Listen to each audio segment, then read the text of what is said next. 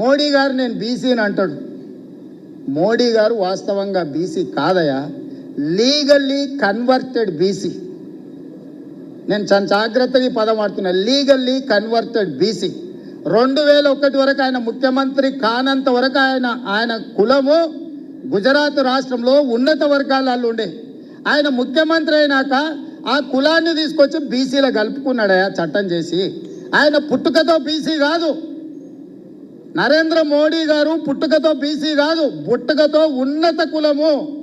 కానీ 2001లో ఆయన ముఖ్యమంత్రి అయిన తర్వాత ఆయన కులాన్ని తీసుకొచ్చి బీసీ కులాలలో కలిపి మీ దాంట్లో ఇత్తేసి పొత్తుగూడిండు. ఇక మీ ఇష్టం ఆ పైన.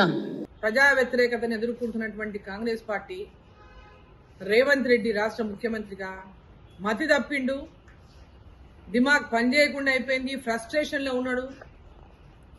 ప్రజలని మోసగించడంలో ఈరోజు ప్రజలని తాము చెప్పినటువంటి హామీల పైన ప్రజల దృష్టి మరల్చడానికి కోసం ఏదో ఒక విషయాన్ని ఎన్నుకుంటాడు అనమాట.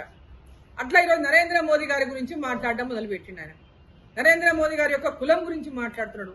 కొంచెమైనా సిగ్గు అనిపిస్తలేదా రేవంత్ రెడ్డి గారు? మీకు ఒక ముఖ్యమంత్రిగా ఉండి ప్రధానమంత్రి గారి యొక్క కులం గురించి నువ్వు మాట్లాడడానికి సిగ్గు అనిపిస్తలేదా కొంచెమన్నా? నిజంగా నీ మీద విశ్వాసం ఉంటే నీకు రెండవసారి కులగణన చేసే అవసరమే వచ్చేది కాదు. నీకు చిత్తశుద్ధి ఉండుంటే. నీకు చిత్తశుద్ధి లేదు కాబట్టే మళ్ళా కులగణన చేయాల్సిన పరిస్థితి వచ్చింది.